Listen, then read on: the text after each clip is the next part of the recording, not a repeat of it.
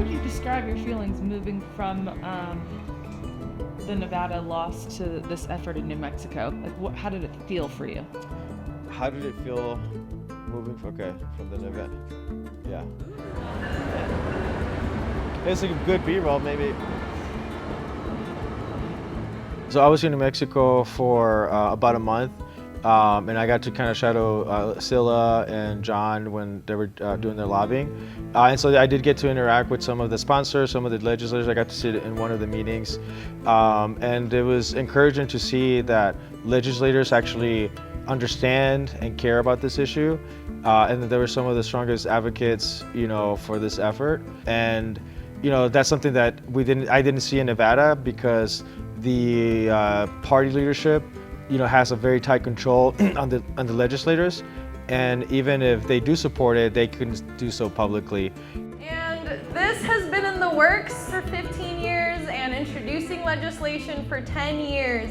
And unfortunately, they say it takes a bill about 10 years to go through a legislature from being an idea. So after Nevada, obviously I was pretty devastated with the results, not just in Nevada, but across the country.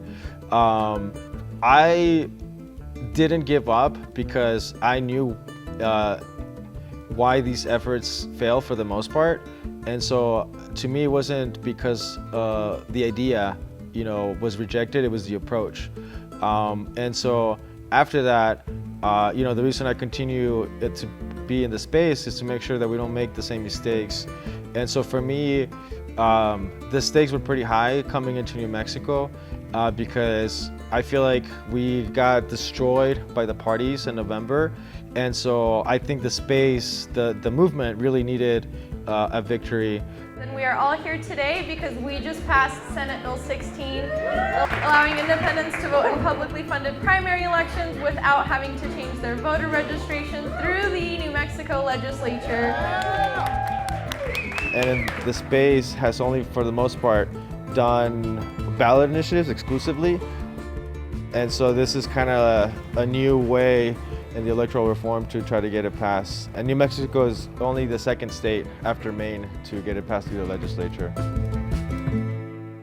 There are more than 330,000 independents in the state of New Mexico, and hopefully this bill and the governor signing it, hopefully very soon, will enable more people to feel like their voices matter when they're participating in elections. I know there's some independents in this room, so please raise your hand if you're an independent. Heck yeah. As of now, I do think that open primaries definitely has a higher chance of passing as opposed to when it's combined with ranked choice voting. And the reason for that is because people fundamentally get the idea that it's not right that you're paying taxes in this country and you're not allowed to vote in the primary. There's definitely a big gap in terms of like the voter education that has to be done for ranked choice voting. And ranked choice voting at the local level, like in Santa Fe, they use ranked choice voting to vote. And so for me, I think it'll be cool to see that implementation in the process, and then be able to go to Nevada and be like, see, other places are doing it. Like, it's not that hard. I mean, I'm super grateful to Sila, John, Molly, the whole coalition, because from day one, they just kind of like took me in and allowed me and gave me like access that like not a lot of people have.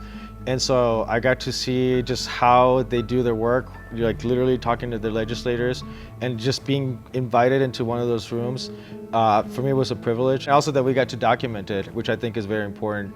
And I'm hoping that these efforts inspire other people in other states to do the same, because if it can be done in New Mexico, why can't it be done anywhere else? Me?